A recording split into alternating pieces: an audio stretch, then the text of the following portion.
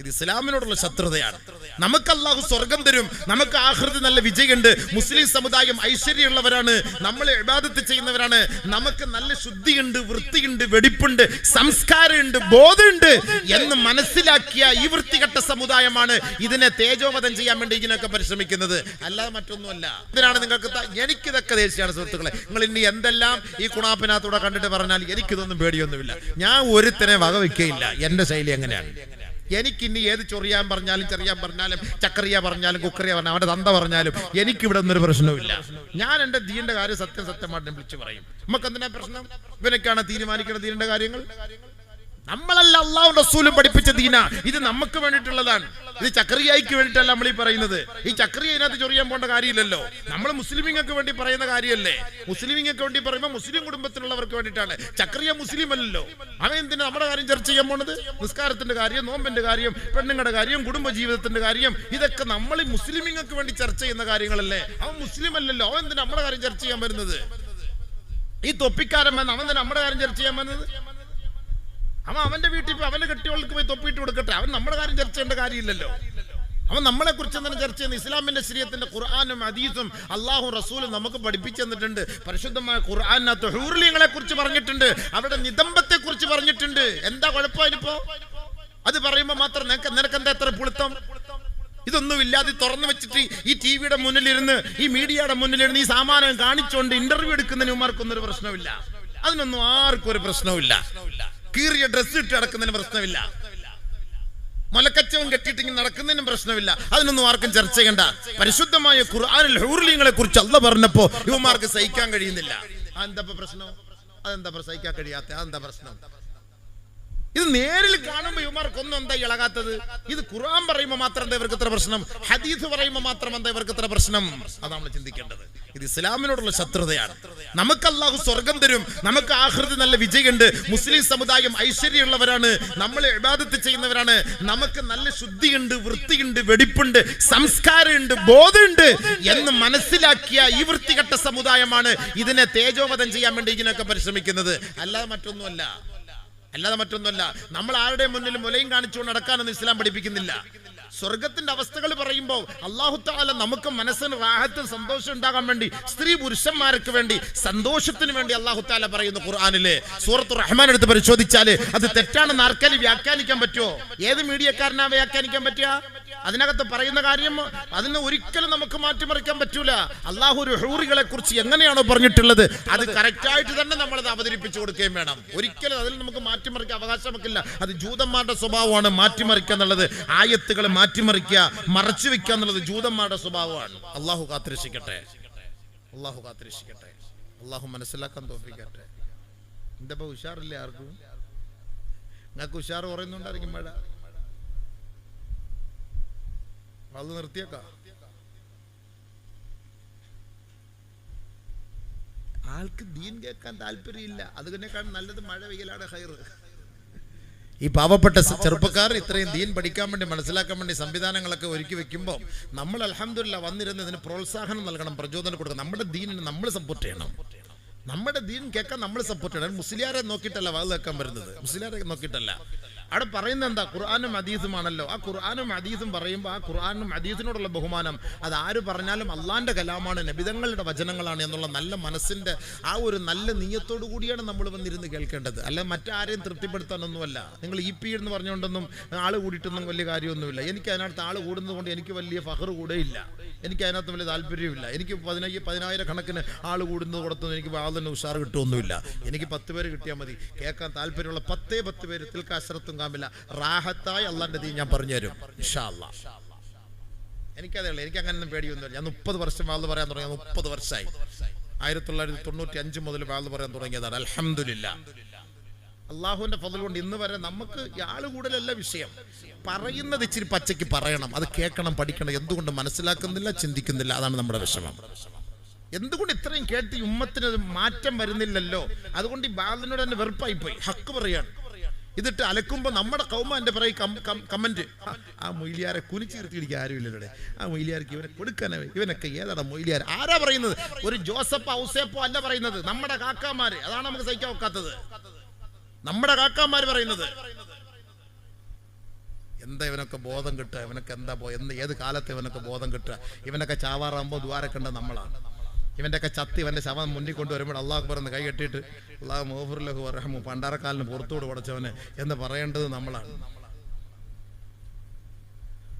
ഇവനൊക്കെ നമ്മൾ എങ്ങനെ ദ്വാരക്കും മനസ്സ് തുറന്നിട്ട് എങ്ങനെ ദ്വാരക്കും കൊണ്ടുവരുന്ന ചത്ത് കഴിയുമ്പോൾ കൊണ്ടുവന്ന് വെക്കുന്നത്? ഇവനൊക്കെയാണ് മുസ്ലിയാക്കന്മാരെ കുറ്റം പറയാണ്. അള്ളാഹുവിന്റെ ദീൻ പറയുമ്പോൾ എന്തിനാണ് നീ എല്ലാം കുറ്റം പറയാൻ നിൽക്കുന്നത്? ഇസ്ലാമിനോ ശരീഅത്തിനോ എതിരായിട്ടാണ് നമ്മൾ പറഞ്ഞതെങ്കിൽ ഓക്കെ, നിനക്ക് കുറ്റം പറയാം, ആലിമിനെ ചോദ്യം ചെയ്യാം. ഇസ്ലാമിൽ ഇല്ലാത്ത കാര്യമാണ് പറഞ്ഞതെന്ന് ഇസ്ലാമിലുള്ള കാര്യം പറയുമ്പോൾ ചോദ്യം ചെയ്യാൻ ആരുള്ള അവകാശം? ആദ്യം നീ ദീൻ പഠിക്കണം. അള്ളാഹു മനസ്സിലാക്കാൻ തൗഫീഖ് തരട്ടെ. സുബ്ഹാന മൻ യുസബ്ബിഹു റഅദു ബിഹംദിഹി വൽ മലായികത്തു മിൻ ഖീഫതിഹി. നമ്മുടെ സഹോദരങ്ങൾ സംഘടിപ്പിച്ച പരിപാടിയാണ്. എല്ലാ വർഷവും അവന്മാര് പാവപ്പെട്ട പിള്ളേരെല്ലാം കൂടെ ചേർന്ന് അവര് അടുപ്പിന്റെ ചോട്ടിൽ നിന്ന് പാചകം ചെയ്ത് കിട്ടുന്ന പൈസ കൊണ്ടുവന്ന് പാവപ്പെട്ട മക്കളെ കല്യാണം കഴിപ്പിച്ചയക്കുന്ന ഒരു വലിയൊരു ഉത്തരവാദിത്വം നിർവഹിക്കുന്നവരാണ്. അൽഹംദുലില്ലാ, നല്ലവരായ നാട്ടുകാരായ നിങ്ങൾ വേണ്ടവണ്ണം അവരെ സഹായിച്ച് ആ പാവപ്പെട്ട പെൺകുട്ടികൾ, നമ്മൾ സമ്പന്നന്മാർ സക്കാത്ത് കൊടുക്കാതെ പിടിച്ചു വെക്കപ്പെടുമ്പോൾ ഉണ്ടാകുന്ന പ്രശ്നങ്ങളാണിത്. അബൂദർ റളിയല്ലാഹു തആല അൻഹുവിനോട് നബി സല്ലല്ലാഹു അലൈഹി വസല്ലമ തങ്ങൾ പറഞ്ഞു, അബൂദറെ, രാവിലെ നീ ഒരു ഇൽമിന്റെ ഒരു ഭാഗം, ഒരു ബാബ്, ഒരു വാതില് പഠിക്കാൻ, അല്ലെങ്കിൽ ഒരു അക്ഷരം, അല്ലെങ്കിൽ അതിന്റെ ഒരു ചെറിയ ഒരു വചനം പഠിക്കുന്നതിന് വേണ്ടി രാവിലെ നീ യാത്ര ചെയ്ത് പോകുന്നത് ഈ ഇൽമു പഠിക്കാതെ നീ 1000 റക്അത്ത് നമസ്കരിക്കുന്നതിനേക്കാൾ ശ്രേഷ്ഠമാണെന്ന് നബിയുനാ റസൂലുള്ളാഹി അല്ലാഹു റസൂൽ സല്ലല്ലാഹു അലൈഹി വസല്ലം പറഞ്ഞ വാക്കാണ്. ഇൽമു പഠിക്കാൻ വേണ്ടി ഒരു യാത്ര, 1 മണിക്കൂറോ അരമണിക്കൂറോ അല്ലെങ്കിൽ 1 കിലോമീറ്ററോ 1/2 കിലോമീറ്ററോ നമ്മൾ ഇൽമു പഠിക്കാൻ വേണ്ടി ഒരു യാത്ര ചെയ്യുന്നത് 1000 റക്അത്ത് നമസ്കരിക്കുന്നതിനേക്കാൾ ശ്രേഷ്ഠമാണ് എന്ന് നബി സല്ലല്ലാഹു അലൈഹി വസല്ലമ കമാ ഖാല റസൂലുള്ളാഹി സ്വല്ലല്ലാഹു അലൈഹി വസല്ലം തങ്ങൾ പറഞ്ഞു. കാരണം ഇൽമില്ലാതെ നിസ്കരിച്ചിട്ട് കാര്യമില്ല. ഇന്ന് എത്രയോ പേര് നമസ്കരിക്കുന്നു. ഈ നിസ്കാരത്തില് ഞാൻ ഓതുന്ന ഫാത്തിഹ അല്ലെങ്കിൽ ഞാൻ ഓതുന്ന സൂറത്ത് ശരിയാണോ എന്ന് ആരെങ്കിലും ചിന്തിച്ചിട്ടുണ്ടോ? അവർ പറയും അല്ല, അള്ളാഹ് പുറത്തു തരും. എല്ലാം ഒന്നും അള്ളാഹ് പുറത്തു തരുമല്ലോ സുഹൃത്തുക്കളെ. നിങ്ങൾ ആരെങ്കിലും ചിന്തിച്ചിട്ടുണ്ടോ? ഞാൻ ഓതുന്ന എന്റെ സൂറത്തുൽ ഫാത്തിഹ അല്ലെങ്കിൽ എന്റെ അത്തഹിയാത്ത്, ഞാൻ റുക്കൂഇല് സുജൂദില് ഇഅ്തിദാലില് ഞാൻ ഓതുന്നത് ഇത് ശരിയാണോ തെറ്റാണോ? നിങ്ങൾ വലുതൊന്നും പഠിക്കാൻ നിൽക്കണ്ട. നിങ്ങളൊരു ചെറിയ സൂറത്ത് പഠിച്ചാൽ മതി. ഈ ഒരു ചെറിയ സൂറത്ത് അത് ശരിയാണോ തെറ്റാണോ എന്ന് മനസ്സിലാക്കാൻ ഏതെങ്കിലും ഒരു ഉസ്താദിന്റെ മുന്നിൽ, ഒരു ആലിമിന്റെ മുന്നിൽ പോയി ഇരുന്നിട്ട്, ഉസ്താദെ എനിക്ക് നമസ്കരിക്കാൻ വേണ്ടി ഒരു 10 സൂറത്ത് അറിയണം, ഞാൻ പഠിച്ചു വെച്ചിട്ടുള്ള ഈ സൂറത്ത് ശരിയോ തെറ്റോ നോക്കണം. കാരണം നിസ്കാരം ബാത്തിലാകാൻ പാടില്ല. നിസ്കാരം ബാത്തിലാകാതിരിക്കാനുള്ള വഴി എന്തെന്ന് മനസ്സിലാക്കാൻ ആരെങ്കിലും അതിനു വേണ്ടി തുനിഞ്ഞിറങ്ങിയിട്ടുണ്ടോ, പരിശ്രമിച്ചിട്ടുണ്ടോ? എല്ലാവരും നിസ്കരിക്കും, എല്ലാവരും നിസ്കാരക്കാരാണ്. നിസ്കാരത്തിനൊന്നും ഒരു പഞ്ഞവുമില്ല. നിസ്കാരത്തിനൊന്നും ഒരു പഞ്ഞവുമില്ല. നിസ്കരിക്കാൻ ഇഷ്ടം പോലെ ആളുകൾ ഉണ്ടാകും. നിസ്കരിക്കാൻ ഇഷ്ടം പോലെ ആളുകൾ ഉള്ളതോ പള്ളി നിറയലോ ഒന്നും അല്ല വിഷയം. നമസ്കരിക്കുന്ന വ്യക്തിയിൽ ആ നമസ്കാരത്തിന്റെ ക്വാളിറ്റിയാണ് അള്ളാഹ്ക്ക് വേണ്ടത്, ക്വാണ്ടിറ്റി ഒന്നും അള്ളാഹ്ക്ക് വേണ്ട.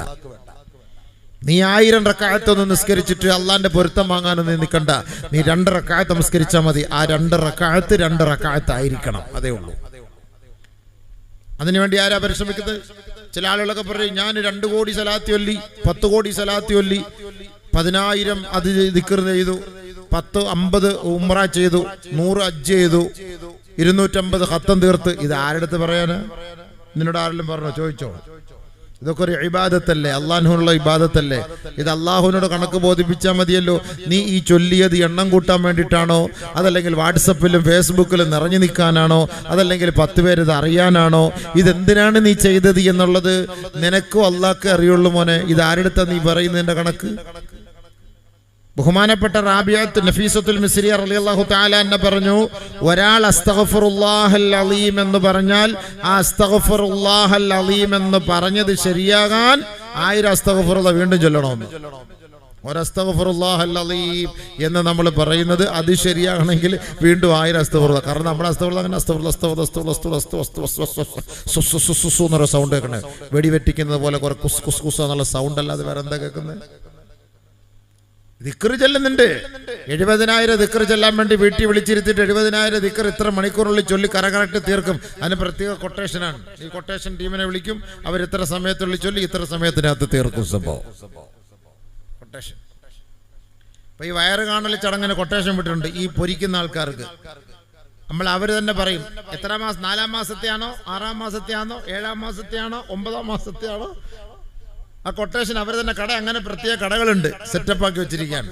7-ാം മാസത്തിലാണെങ്കിൽ 7 കൂട്ടം സാധനങ്ങൾ ഇത്ര എണ്ണം 101 എണ്ണം വെച്ച്, 9-ാം മാസത്തിലാണെങ്കിൽ 9 കൂട്ടം സാധനങ്ങൾ 101 എണ്ണം വെച്ച് സെറ്റാക്കി വെച്ചിരിക്കുകയാണ്. പ്രത്യേക കിറ്റാണ്, എല്ലാത്തിനും ഇങ്ങനെ കിറ്റാണ്. ഇബാദത്തിന് ഇപ്പൊ അങ്ങനെ ഒരു കിറ്റായിട്ട് പോയി. എത്ര മണിക്കൂർ കൊണ്ട് തീർക്കണം? 70,000 ദിക്ർ. ഞങ്ങൾ എത്ര പേര് വരും? ഇത്ര പേരുണ്ട്. അത്ര പേര് വന്നാൽ ഇത്ര സമയം കൊണ്ട് തീർക്കും, ഇത്ര പേര് വന്നാൽ അത്ര സമയം കൊണ്ട് തീരുള്ളൂ. എത്ര സമയം കൊണ്ട് നിങ്ങൾക്ക് തീർക്കണം? കാര്യം പറയും. ഏത് സൈസിൽ വേണം? ഉറക്കം ഓതണോ, പതുക്കം ഓതണോ, നിന്ന് ഓതണോ, ഇരുന്നോതണോ? എല്ലാം ഒരു പ്രഹസനം, എല്ലാം ഒരു പ്രഹസനം. അതിന് നമ്മൾ പാവപ്പെട്ട നമ്മളും കൂട്ടി നിൽക്കുന്നു, ആലിമീങ്ങളും കൂട്ട്, നമ്മളും കൂട്ട്. അള്ളാഹുവിന് വേണ്ടി അള്ളാഹുവിൻ്റെ മുന്നിൽ ഇബാദത്ത് ചെയ്യേണ്ട നമ്മളെല്ലാം ഇതെല്ലാം ഒരു പ്രഹസനം പോലെ ഇങ്ങനെ മുന്നോട്ട് കൊണ്ടുപോകും. ഇതൊക്കെ സ്വീകരിക്കുമോ ഇല്ലയോ, ഇതൊക്കെ അള്ളാഹ്ക്കല്ലാതെ മറ്റാർക്കറിയാം. പക്ഷെ ആരെങ്കിലും അതിനെക്കുറിച്ച് ചിന്തിച്ചിട്ടുണ്ടോ? പടച്ചവനെ, എൻ്റെ ഇബാദത്ത് നീ സ്വീകരിക്കുന്നുണ്ടോ? അള്ളാഹുവേ, പരിശുദ്ധമായ റമദാനിൽ നോമ്പെടുത്തു. ഈ റമദാനിന്റെ 30 ദിവസത്തെ നോമ്പ് സ്വീകരിക്കാൻ വേണ്ടി ബഹുമാനപ്പെട്ട മഹാന്മാര് 6 മാസത്തോളം ദുആ ചെയ്യും. അല്ലാഹുവേ, ഞങ്ങളുടെ നോമ്പ് നീ സ്വീകരിക്കണേ പടച്ചവനെ. 6 മാസത്തോളം ദുആ ചെയ്യും. അല്ലാ, ഞങ്ങളുടെ നോമ്പ് നീ കബൂലാക്കണേ പടച്ചവനെ. ഞങ്ങളുടെ തറാവീഹ് നമസ്കാരം നീ സ്വീകരിക്കണേ അല്ലാ. 6 മാസം ദുആ ചെയ്യും നോമ്പ് സ്വീകരിക്കാൻ വേണ്ടിയിട്ട്. നമ്മുടെ നോമ്പ് റമദാനൊന്ന് കഴിഞ്ഞ ഉടനെ നമ്മൾ രംഗത്തേക്ക് ഇറങ്ങിക്കഴിഞ്ഞു. മൂടിവെച്ചതും പൂട്ടിവെച്ചതുമെല്ലാം വീണ്ടും നമ്മൾ തുറന്ന് രംഗപ്രവേശനം നടത്തിയിരിക്കുകയാണ്. തെറ്റിന്റെ ബാബുകൾ നമ്മൾ തുറന്നു. അല്ലാഹ് പുറത്തു തരണേ പടച്ചവനെ. 6 മാസക്കാലത്തോളം മഹത്തുക്കളും സഹാബാക്കളും താബിഈങ്ങളും അവര് ദുആ ചെയ്തു, പടച്ചവനെ, എൻ്റെ റമദാനിന്റെ രാപ്പകല് നീ സ്വീകരിച്ചോ അല്ലാ. അതെല്ലാം എൻ്റെ മുന്നിലേക്ക് വലിച്ചെറിഞ്ഞോ പടച്ചവനെ. ആര് നമ്മൾ ദുആ ചെയ്തു? ആരല്ലാഹയോട് ചോദിച്ചു ഈ റമദാൻ സ്വീകരിച്ചോ ഇല്ലയോ എന്നുള്ളത്? നമ്മൾ ആരോട് ചോദിച്ചു? ആരോടും ചോദിച്ചോ? അല്ലാഹുവിനടുത്ത് ചോദിച്ചോ? നബിയുനാ റസൂലുള്ളാഹി തങ്ങൾ പറഞ്ഞു, അല്ലാഹു പറഞ്ഞതായിട്ട് അസ്സൗമു ലീ വ അനാ അജ്സീ ബി.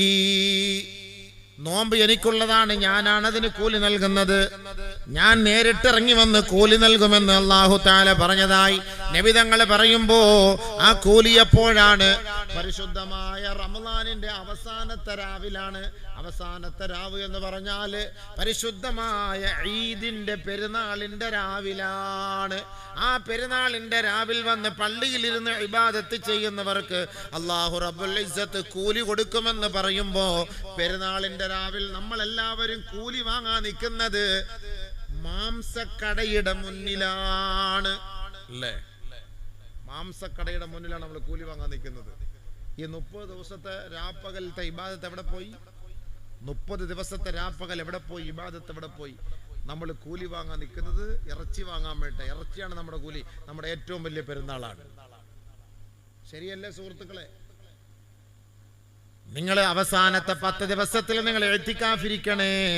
ഈ എഴുത്തിക്കാഫിരിക്കാൻ വേണ്ടി അള്ളാന്റെ റസൂല് തീരുമാനിച്ചത് രാവിലെ മുതൽ വൈകിട്ട് വരെയാണ്.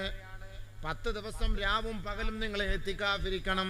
പക്ഷെ ഇന്ന് നമ്മൾ തന്നെ തീരുമാനിച്ചു, പകലിന്റെ സമയം മാത്രം ഞാൻ എഴുത്തിക്കാഫ്, രാത്രി മാത്രം എഴുത്തിക്കാഫ്, അല്ലെങ്കിൽ 2 മണിക്കൂർ മാത്രം എഴുത്തിക്കാഫ്. നമ്മൾ തന്നെ അങ്ങോട്ട് തീരുമാനിച്ചു. ഇപ്പൊ എഴുത്തിക്കാഫിന്റെ പേര് പറഞ്ഞ് രാത്രി ഉറങ്ങാൻ മാത്രം പള്ളിയിൽ വരും. ഉള്ളതെങ്കിൽ ഉള്ളത്. കാരണം നമുക്ക് അതേ ഉള്ളു സമയം. നമുക്ക് ദീനിനോടുള്ള കൂറ് അത്രയേ ഉള്ളൂ. ഞാൻ ഈ പറഞ്ഞു വരുന്നതാണ്, സവാബുണ്ടോ ഇല്ലയോ എന്നുള്ള വിഷയമല്ല. നമുക്ക് ദീനിനോടുള്ള കൂറ് ഇത്രയേ ഉള്ളൂ. പരിശുദ്ധമായ ഇൽമിന്റെ മജ്‌ലിസ് നമ്മൾ സംഘടിപ്പിക്കുന്നു. ഏത് രീതിയിലും ആകട്ടെ, ആരോ ആകട്ടെ, എന്തുമാകട്ടെ, ഇവിടെ ചർച്ച ചെയ്യുന്നത് ഇൽമാണോ? പടച്ചവനെ, ഞങ്ങളെല്ലാവരും മുസ്ലിമീങ്ങളാണ്, സത്യവിശ്വാസികളാണ്. നാളെ ആഖിറത്തിലേക്ക് നിന്റെ മുന്നിൽ വരാതെ ഒരു മാർഗവുമില്ല. തീർച്ചയായും നിന്റെ മുന്നിലേക്ക് ഞങ്ങൾ വരേണ്ടവരാണ്. തീർച്ചയായും മരണം ഞങ്ങൾ സ്വീകരിക്കേണ്ടവരാണ്. നാളെ ഖബറിൽ വരേണ്ടവരാണ്. നാളെ മഹ്ശറുണ്ട്, ജന്നത്തുണ്ട്, നാറുണ്ട്. ഖബർ അടക്കിയിട്ട് ഖബറിന്റെ വാതിൽക്കൽ ഇരുന്നു കൊണ്ട് തലയുടെ ഭാഗത്തിരുന്നിട്ട് അവിടുത്തെ ഉസ്താദുമാര് തൽഖീനോദി തരുന്നത് നിങ്ങൾ കേൾക്കുന്നില്ലേ? മുൻകർ നക്കീർ എന്നത് സത്യമാണ്. അവിടെ സുആല് സത്യമാണ്. അവിടുത്തെ ഹിസാബ് സത്യമാണ്. അവിടുത്തെ സിറാത്ത് സത്യമാണ്. അവിടുത്തെ ജന്നത്തും നാറും സത്യമാണ്. ഇത് സത്യമാണെന്ന് ഒരു ഖബറിന്റെ അരികിൽ നിന്ന് പറയുമ്പോ മയ്യത്തും കേൾക്കുന്നു, ഹയ്യായിട്ട് ജീവിച്ചിരിക്കുന്നവരും കേൾക്കുന്നു. പക്ഷെ അല്ലാഹുവേ, എന്താണ് ഖബർ? ആരാണ് മുൻകർ? ആരാണ് നക്കീർ? അവരുടെ സുആല്, ചോദ്യം എന്താണ്? അതിനുള്ള ജവാബ് എങ്ങനെയാണ്? അതാർക്കാണ് പറയാൻ കഴിയുക? അതെങ്ങനെയായിരിക്കും അവർ ചോദിക്കുക? ചോദിച്ചതിന്റെ മറുപടി പറഞ്ഞില്ല എങ്കിൽ അവരുടെ പ്രതികരണം എങ്ങനെയായിരിക്കും? പിന്നീട് ഖബർ മുതലുള്ള പ്രയാണം എങ്ങോട്ടാണ്? അത് ഏതവസ്ഥയിലാണ്? സിറാത്ത് എന്ന് പറഞ്ഞാൽ എന്താണ്? ഹിസാബ് എന്ന് പറഞ്ഞാൽ എന്താണ്? മീസാൻ എന്ന് പറഞ്ഞാൽ എന്താണ്? മഹ്ശറ എന്ന് പറഞ്ഞാൽ എന്താണ്? ആ മഹ്ശറ വൻസബയിൽ നിന്ന് ഫരീഖും ഫിൽ ജന്ന വ ഫരീഖും ഫിസ് സഈർ എന്ന് രണ്ട് വിഭാഗമായി വേർതിരിക്കപ്പെടുമ്പോൾ ആരാണ് ഫരീഖും ഫിൽ ജന്ന, ആരാണ് ഫരീഖും ഫിസ് സഈർ? എപ്പോഴാണ് സ്വർഗ്ഗത്തിൽ പ്രവേശനം? എപ്പോഴാണ് നരകത്തിൽ നിന്ന് മോചനം? അല്ലെങ്കിൽ നരകത്തിൽ പോയ നമുക്കിനി സ്വർഗ്ഗത്തിലേക്ക് മോചനം ഉണ്ടോ? ആദരവായ റസൂലുള്ളാഹി തങ്ങളെ സ്വഹാബാക്കളെ കാണാൻ കഴിയോ? മുൻഗാമികളായി മരിച്ചുപോയ നമ്മുടെ മഹത്തുക്കളെ കാണാൻ പറ്റുമോ? നമ്മുടെ മാതാപിതാക്കളെ കാണാൻ പറ്റുമോ? നമ്മൾ അല്ലാഹുവേ ദുനിയാവിന് വേണ്ടി ചെയ്ത സദഖകളെല്ലാം ഇതിന്റെ ഗുണങ്ങളെ കുറിച്ച് ഞങ്ങൾ ഉസ്താദുമാര് പറഞ്ഞത് കേട്ടിട്ടുണ്ട്. അതിന്റെ മഹത്വങ്ങൾ മനസ്സിലാക്കാൻ ഞങ്ങൾക്ക് കാണാൻ കഴിയുമോ? ഇതിനെക്കുറിച്ച് ആരെങ്കിലും ചിന്തിച്ചിട്ടുണ്ടോ? ഇതിനെക്കുറിച്ച് ചിന്തിച്ചിട്ടുണ്ടോ സുഹൃത്തുക്കളെ? നമ്മളൊരു വാള് കേൾക്കാൻ വേണ്ടി വരുന്നു. ഈ വാള് കേൾക്കാൻ വേണ്ടി വരുന്നത് എന്തിനാണ്? ഈ വാള് എന്തിനാണ്? ഈ നസീഹത്ത് എന്തിനാണ്? ഈ ഉപദേശം എന്തിനാണ്?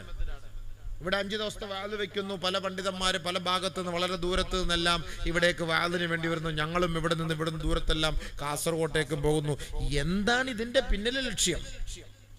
പെൺകുട്ടികളെ കെട്ടിക്കലും വീട് വെക്കലും സാധുക്കളെ സഹായിക്കലും അതൊരു മറ്റൊരു വഴിയാണ്. അവിടെ ഇരുന്നു കൊള്ളട്ടെ.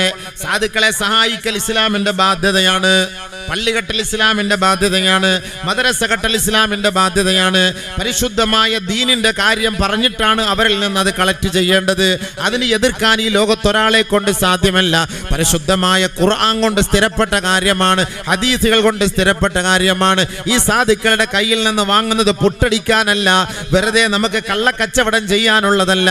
പാവപ്പെട്ട എത്രയോ സാധുക്കൾ നമ്മുടെ കുടുംബങ്ങളിൽ ഉണ്ടായിട്ട് സ്വന്തക്കാര് പോലും അവരെ തിരിഞ്ഞു നോക്കാതിരിക്കുമ്പോ അവരോടുള്ള ബാധ്യതകൾ നിറവേറ്റേണ്ടത് നാട്ടുകാരായ നല്ലവരായ സ്വാലിഹീങ്ങളാണ്.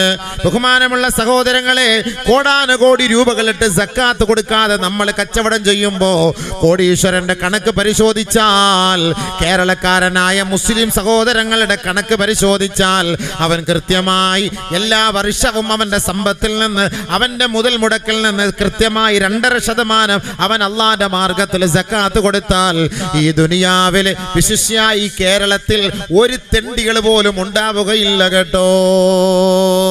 പക്ഷേ ആരാണ് അതിനു വേണ്ടി ചെലവാക്കുക? ആരാണ് സമയം ചെലവാക്കുക? ആരാണ് അതിനു വേണ്ടി പണം മാറ്റിവെക്കുക? ലക്ഷോപലക്ഷങ്ങളുള്ളവനാണ്, കോടികൾ കൊണ്ട് കളിക്കുന്നവനാണ്, എത്രയോ ഏക്കർ കണക്കിന് സ്ഥലം വാങ്ങിയിട്ടുള്ളവനാണ്. അവന്റെ വലിയ വീടിന്റെ മുന്നിലേക്ക് ഗേറ്റ് തുറന്ന് അവനെ പ്രതീക്ഷിച്ചിരുന്ന് അവനിങ്ങനെ ഇറങ്ങി വരുമ്പോ അവനോട് തന്റെ ആവലാതി വേവലാതി പറഞ്ഞാൽ അവൻ പിച്ചച്ചട്ടിയിലേക്ക് വലിച്ചിടുന്നത് കേവലം 100 500 നോട്ടാണ്. 5000ങ്ങളും 50,000ങ്ങളും 5 ലക്ഷവും കൊടുത്താൽ മതിയാകാത്തവനാണ് കേവലം ഒരു 50 രൂപയിൽ ഒതുക്കുന്നത്, ഒരു 500 രൂപയിൽ ഒതുക്കുന്നത്. ഇത് സക്കാത്തല്ല കേട്ടോ, ഇത് സദഖയല്ല കേട്ടോ. കേവലം നിന്റെ വീട്ടിലേക്ക് കഷ്ടപ്പെട്ട് വന്നതിന്റെ പേരിൽ ആ ഒരു ബാധ്യത എങ്ങനെയെങ്കിലും ഒഴിവാക്കാൻ, ഈ ഒരു ഇടങ്ങേറി എന്റെ വീട്ടിൽ നിന്ന് പോകാൻ വേണ്ടി നീ അവരെ കല്ല് വെച്ച് എറിയുന്നതിന് പകരം കേവലം നാണയത്തുട്ടുകൾ കൊണ്ട് എറിഞ്ഞു ഓടിക്കുകയാണ് ചെയ്യുന്നത്. യഥാർത്ഥ നിന്റെ മനസ്സിന്റെ ഉള്ളിൽ നിന്ന് കൊടുക്കുന്ന സദഖയല്ല. അങ്ങനെ ആരാ കൊടുക്കുക? ഇസ്ലാമിന്റെ സമ്പത്തിന്റെ വ്യവസ്ഥ, സക്കാത്തിന്റെ വ്യവസ്ഥ നമ്മൾ പഠിച്ചിട്ടാണോ നമ്മൾ ചെയ്യുന്നത്? 5 കോടിയുടെ ആസ്തിയുള്ളവനാണ്, 5 കോടിയുടെ ഷോപ്പിംഗ് കോംപ്ലക്സ് നടത്തുന്നവനാണ്. കരുനാഗപ്പള്ളി ടൗണിൽ പോയി നോക്ക്, ബഹുഭൂരിപക്ഷവും മുസൽമാന്റെ കെട്ടിടങ്ങളാണ്. കേരള കേരളത്തിന്റെ പല ഭാഗങ്ങളിൽ പോയി നോക്ക്, ബഹുഭൂരിപക്ഷവും മുസൽമാന്റെ കടകളാണ്, ഭൂരിഭാഗവും മുസ്ലിമീങ്ങളുടെ കച്ചവട സ്ഥാപനങ്ങളാണ്. കോടാനുകോടി ടേൺ ഓവറാണ് വർഷം തോറും കഴിയുന്നത്. ഈ ടേൺ ഓവർ കണക്ക് കൂട്ടി മനസ്സിലാക്കിയിട്ട് അവന്റെ മുതൽ മുടക്കിൽ നിന്ന് 2.5% അവൻ മാറ്റിവെച്ചാൽ കേവലം ഒരു നല്ല പണക്കാരൻ, നല്ല ഒരു ബിസിനസ്സുകാരൻ ഒരു വർഷം അവൻ കൊടുക്കേണ്ട സമ്പത്ത് സക്കാത്ത് എത്രയെന്നറിയോ? 25 ലക്ഷം, 40 ലക്ഷം, 50 ലക്ഷത്തോളം രൂപയാണ് കണക്ക്. ആര് കൊടുക്കുന്നു? ആര് മനസ്സിലാക്കുന്നു? ടോറസിലും വലിയ വലിയ വണ്ടികളിലുമാണ് കോടാനുകോടി സാധനങ്ങൾ കച്ചവടത്തിന് വേണ്ടി വരുന്നത്, പോകുന്നത്. ഇവിടെ നിന്ന് സാധനങ്ങൾ ഇങ്ങനെ കയറ്റുമതി ചെയ്യുന്നു, ഇറക്കുന്നു, വരുന്നു, പോകുന്നു. ഗോഡൌണിലേക്ക് സാധനം വരുന്നു. ഗോഡൌണിൽ കോടാനുകോടിയുണ്ട്, ഗോഡൌണിൽ ലക്ഷക്കണക്കിനുണ്ട്, അവിടെയുണ്ട് അത്ര ഇത്ര ഗോഡൌൺ. ഈ ഗോഡൌണിലുള്ള കോടിക്കണക്കിന് രൂപയുടെ സാധനങ്ങൾ മൊത്തം നീ കണക്ക് കൂട്ടണം. ഒരു വർഷം ആകുമ്പോ ആ കണക്ക് കൂട്ടണം. ആ ഒരു വർഷത്തെ കണക്കിൽ 3 കോടി രൂപയുടെ സാധനം നിന്റെ വീട്ടിലുണ്ടോ, നിന്റെ കടയിലുണ്ടോ? അതിന്റെ 2.5% അള്ളാഹ്ക്ക് വേണ്ടി നീ മാറ്റിവെക്കണം. ഇത് അള്ളാഹുവിനോടുള്ള ഹക്കാണ്, ബാധ്യതയാണ്. ബാങ്ക് വിളിക്കുമ്പോൾ നിസ്കരിക്കാൻ പള്ളിയിൽ പോകുന്നത് പോലെ നിർബന്ധമായ ബാധ്യതയാണ്. ഇത് പാവപ്പെട്ടവന്റെ ഹക്കാണ്. ഈ 2.5% കൊടുക്കാതെ നീ അതിട്ട് കച്ചവടം ചെയ്താൽ നിന്റെ കച്ചവടം തകർന്ന് തരിപ്പണമാകും. അത് പാവപ്പെട്ടവന്റെ പണമിട്ടാണ് നീ കളിക്കുന്നത്. അത് നിന്റെ വയറ്റിൽ തീയായി മാറുമെന്നാണ് പരിശുദ്ധമായ ഖുർആൻ പഠിപ്പിക്കുന്നത്. ഇത് മനസ്സിലാക്കണമെങ്കിൽ ഇൽമു കേൾക്കണ്ടേ? എത്ര പണക്കാരന്മാരാ വാഴ് കേൾക്കുന്നത്? എത്ര പണക്കാരന്മാരാ ദീൻ കേൾക്കുന്നത്? ഈ പാവപ്പെട്ട മീൻ കച്ചവടക്കാരും ഇറച്ചി കച്ചവടക്കാരും ഈ പാവപ്പെട്ട തൊഴിലാളികളും കൂലിപ്പണിക്കാരന്മാരും വാഴ് കേൾക്കാൻ വരും. വലിയ വലിയ സമ്പന്നന്മാർ എവിടെ വാഴ് കേൾക്കാൻ വരുന്നത്? വലിയ വലിയ സമ്പന്നന്മാർ വാഴ് കേൾക്കാൻ വന്നാൽ ഈ വാഴ് കേൾക്കുന്നതനുസരിച്ച് അവൻ പ്രവർത്തിക്കേണ്ടി വരും. പ്രവർത്തിച്ചാൽ അവന്റെ സമ്പത്തിൽ നഷ്ടം വരുമെന്ന് അവൻ ധരിക്കുന്നുണ്ട്. ആര് വരുന്നുണ്ട് വാഴിന്? ഇനി അവൻ ജുമുഅക്ക് പള്ളിയിൽ വന്നാൽ തന്നെ ഇമാമ് മിമ്പറിൽ കയറുന്ന സമയത്തെ പള്ളിയിലേക്ക് വരുള്ളൂ, അല്ലാത്ത സമയത്ത് അവൻ പള്ളിയിൽ വരൂല. അവന്റെ അടുത്ത് ദീനിന്റെ കാര്യങ്ങൾ പറയാൻ, അല്ലെങ്കിൽ അത് കേൾക്കാൻ, അത് മനസ്സിലാക്കാൻ, അവന്റെ സമ്പത്ത് അള്ളാന്റെ മാർഗത്തിൽ വേണ്ടവണ്ണം ചെലവാക്കാൻ അതിനൊരു അവസരം കണ്ടെത്താൻ ഏത് സമ്പന്നനാണ് തയ്യാറാകുന്നത്? ഏത് സമ്പന്നനാണ്? കണക്ക് കൂട്ടി സമ്പത്ത് കറക്റ്റായിട്ട് കച്ചവടത്തിന്റെ കണക്കുകൾ മൊത്തം കൂട്ടി അവന്റെ മൂലധനം കണക്ക് കൂട്ടി അവൻ സക്കാത്ത് കൊടുത്താൽ ഇന്നത്തെ ഈ കാലഘട്ടത്തിൽ നമ്മുടെ കേരളത്തിൽ തന്നെ ബഹുമാനമുള്ള സഹോദരങ്ങളെ 80 ലക്ഷം മുസ്ലിമീങ്ങളിൽ 10 ലക്ഷം പണക്കാരുണ്ടെന്ന് കൂട്ടിക്കൊള്ളി.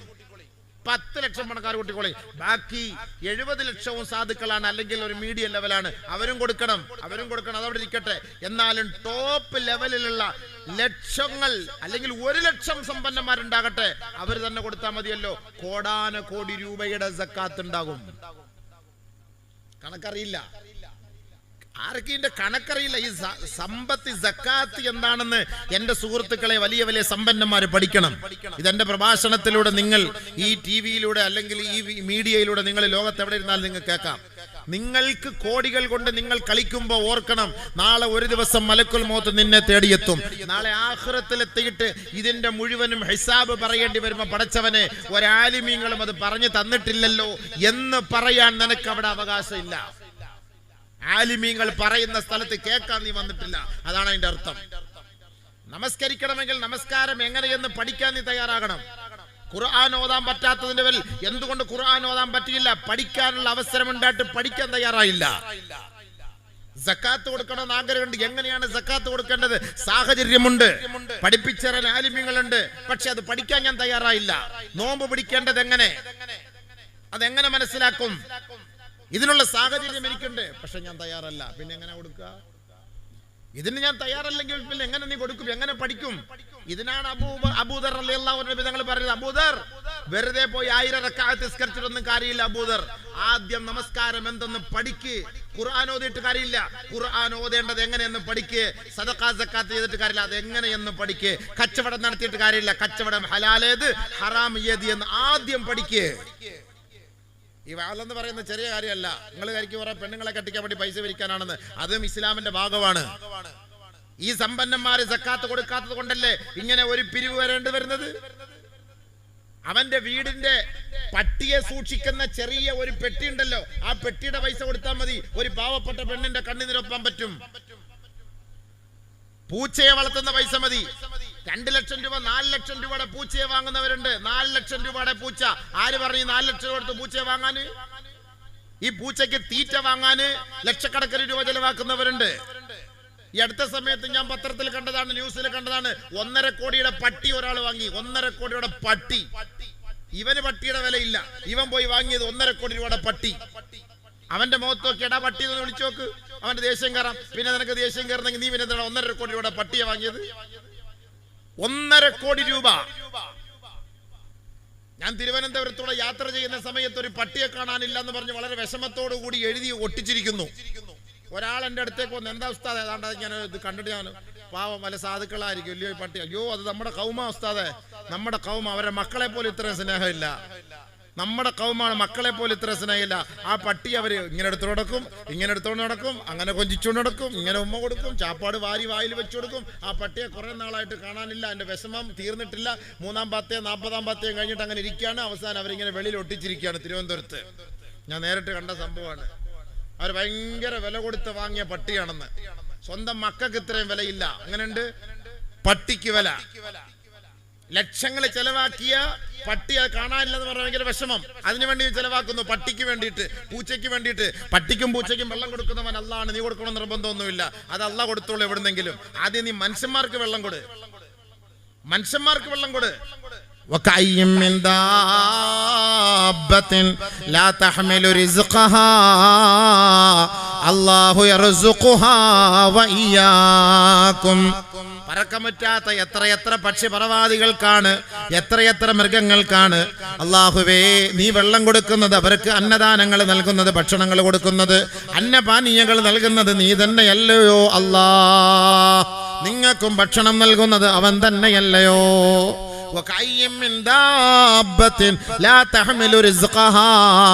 സ്വന്തമായി അധ്വാനിച്ച് തിന്നാൻ കഴിക്കാൻ മാർഗമില്ലാത്ത എത്രയോ മൃഗങ്ങളാണ്. അല്ലാഹു യർസുഖുഹാ, പടച്ചവനാണ് അവർക്ക് ഭക്ഷണം കൊടുക്കുന്നത്. വയ്യാക്കും, നിങ്ങൾക്കും ഭക്ഷണം നൽകുന്നത് അവനാണ്, പടച്ചവനാണ്. അല്ലാഹുവാണ് പടച്ചവൻ, അവനാണ് തരുന്നത്. ഞാൻ തിരുവനന്തപുരത്ത് വലിയൊരു പള്ളിയിൽ ജോലി ചെയ്യുന്ന ഒരു ഖിദ്മത്ത് ചെയ്യുന്ന ഒരു ഖാദിമാണ്. എത്രയോ സഹോദരങ്ങളെ ഖബറിലേക്ക് പോയിട്ട് ആ ഖബറിന്റെ ആ ചപ്പുകൂനകളൊക്കെ മാറ്റിയിട്ട് പള്ളിയിലെ ബക്കറ്റിൽ വെള്ളം കൊണ്ടുവന്ന് ഒഴിച്ചുകൊണ്ടിരിക്കുന്നത് കാണാം. ഞാൻ പള്ളിയിലും പറഞ്ഞിട്ടുണ്ട്, സഹോദരങ്ങളും പറഞ്ഞിട്ടുണ്ട്, സഹോദരാ ജീവിച്ചിരിക്കുമ്പോൾ നീ വെള്ളം കൊടുത്താൽ കൂലിയുണ്ട്. ഈ ഖബറിന്റെ മോളിൽ കൊണ്ട് വെറുതെ പള്ളിയുടെ വെള്ളം കൊണ്ട് ഒഴിച്ചിട്ടൊന്നും ഒരു പുണ്യവും ഇല്ല. എന്താ പുണ്യം? എന്താ ഗുണമുള്ളതെന്ന് പറ കേൾക്കട്ടെ. ഈ മയ്യത്ത് ഈ കവറിന്റെ മോളിൽ കൊണ്ട് ഇയാള് വെള്ളം കൊണ്ട് ഒഴിക്കുക. എന്റെ വാപ്പായിരിക്കും ജീവിതത്തിൽ വെള്ളം കൊടുത്തു കാണൂല്ലേ, ആ വിഷമമാണ്. ഇവന്റെ ഉമ്മ ആയിരിക്കും ജീവിതത്തിൽ ഉമ്മാക്ക് വെള്ളം കൊടുത്തു കാണൂല, അതിന്റെ വിഷമമായിരിക്കും. കൊണ്ട് ഒഴിച്ചു കൊടുക്കാണ് പള്ളിയുടെ വെള്ളം അനാവശ്യമായി ഉപയോഗിച്ചാൽ നാളെ അതിനും അല്ലാഹുവിന്റെ മുന്നിൽ ഹിസാബ് പറയണം. ആ വെള്ളമാണ് കബറിന്റെ മോളിൽ കൊണ്ട് വെറുതെ ഒഴിക്കുന്നത്. അത് മോദി സാഹിബ് ആദ്യത്തെ ദിവസം ഒഴിക്കുന്നുണ്ട്, അത് മതി. പിന്നെ നീ എന്തിനാ എല്ലാ വെള്ളിയാഴ്ചയും കൊണ്ട് ഒഴിക്കുന്നത്? ഇനി നിനക്ക് ആ കബറിൽ കിടക്കുന്നവന് ഗുണം കിട്ടണോ? വെള്ളം കുടിക്കാൻ വഴിയില്ലാത്ത വീട്ടുകാർക്ക് നീ ഒരു കിണർ കുഴിച്ചു കൊടുക്കണോ? എന്നിട്ട് നിന്റെ ആ കബറാളിക്ക് വേണ്ടി നീ എത്തിച്ചെയ്യ്. കാരണം എന്താണെന്നറിയോ? അങ്ങനെ കിണർ കുഴിക്കണമെങ്കിൽ 1 ലക്ഷം വേണം. പക്ഷെ ഇവിടെ വെള്ളം കൊടുക്കണമെങ്കിൽ ഫ്രീ ആയിട്ട് 1 ബക്കറ്റ് വെള്ളം മതി. ഉഡായിപ്പിലൂടെ സ്വർഗത്തിൽ പോകാന്നൊന്നും കരുതണ്ട. അല്ല പൊട്ടനും ചെട്ടിയൊന്നും അല്ല കേട്ടോ. നിന്റെ ഉഡായിപ്പിന്റെ പണിയൊന്നും അള്ളാന്റെ അടുക്ക നടക്കൂല കേട്ടോ. ഈ വെള്ളം എടുക്കുന്നതിന് നീ അള്ളാന്റെ കോടതിയിൽ ഹിസാബ് പറയണം, മറുപടി പറയണം. നബിയുനാ റസൂലുള്ളാഹി തങ്ങളുടെ ഹളറത്തിലേക്ക് ഒരു സഹാബി വന്നിട്ട് പറഞ്ഞു, അള്ളാന്റെ റസൂലേ, എൻ്റെ ഉമ്മ മരിച്ചുപോയി നബിയേ, എനിക്ക് വേണ്ടി എൻ്റെ ഉമ്മയുടെ ആഖിറത്തിന് വേണ്ടി വല്ലതും ചെയ്യാൻ മാർഗമുണ്ടോ റസൂലേ? ഹബീബായ തങ്ങൾ അള്ളാന്റെ റസൂൽ സഹാബിയോട് പറയുകയാ, നീ പോയി നിന്റെ നാട്ടിൽ നോക്കണേ, ആ നാട്ടുകാർക്ക് എന്തിനോടാണ് ആവശ്യമെന്ന് അന്വേഷിക്കണേ. അള്ളാന്റെ റസൂലിന്റെ വാക്ക് കേട്ട സഹാബി പോയിട്ട് അന്വേഷിച്ചപ്പോ നബിയെ കുടിക്കാൻ വെള്ളം ഇല്ല. വളരെ വിഷമിക്കുകയാണ് ആ നാട്ടുകാർ, ആ ഗ്രാമവാസികൾ വല്ലാത്ത വിഷമത്തിലാണ്. ഹബീബായ റസൂലുള്ളാഹി തങ്ങൾ പറഞ്ഞു, നിന്റെ ഉമ്മാന്റെ പേർക്ക് നീ ഒരു കിണർ കുഴിച്ചു കൊടുത്തു. ഖിയാമത്ത് നാൾ വരെ അതിൽ നിന്ന് വെള്ളം കോരി കുടിക്കുന്നവർ ആരൊക്കെയാണോ അതിന്റെ എല്ലാ സവാബ് ആ ഖബറിലേക്ക് എത്തും സഹോദരാ. അതൊരു ജാരിയായ സദഖയാണ് കേട്ടോ. സദഖത്തുൻ ജാരിയ, ജാരിയായ സദഖ. സംഭവം നോക്കുമ്പോ എന്താ, കിണർ കുഴിക്കുന്നതിന് 1 ലക്ഷം രൂപ ആവും. ഇതാവുമ്പോ 1 ബക്കറ്റ് വെള്ളത്തിന് ചെലവല്ലേ ഉള്ളൂ. സംഭവം ശരിയല്ലേ? ബാപ്പായാലും ഉമ്മായാലും മരിച്ച് എക്സ്പയർ ആയ സാധനത്തിനുവേണ്ടി ഇനി എന്തിനാണ് നമ്മൾ ചെലവാക്കുന്നത്? ആഖിറത്തിൽ കൂലി കിട്ടുമെന്ന് ഉസ്താദമാര് വാതിലൂടെ പറഞ്ഞാൽ അത് വിശ്വസിക്കാനുള്ള ഈമാന്റെ പവർ വേണം. ഈമാൻ ഇല്ല എങ്കിൽ നിനക്കതിൽ വിശ്വാസമില്ല. പള്ളിയിലത്തെ വെള്ളം കൊണ്ടുവന്ന് നീ ഒഴിച്ചു കൊടുക്കും. അതുകൊണ്ടതാ പുണ്യം. മുന്നിലോട്ട് വന്നിരിക്കും സുഹൃത്തുക്കൾ. എന്തിനാ പറഞ്ഞിരിക്കുന്നത്?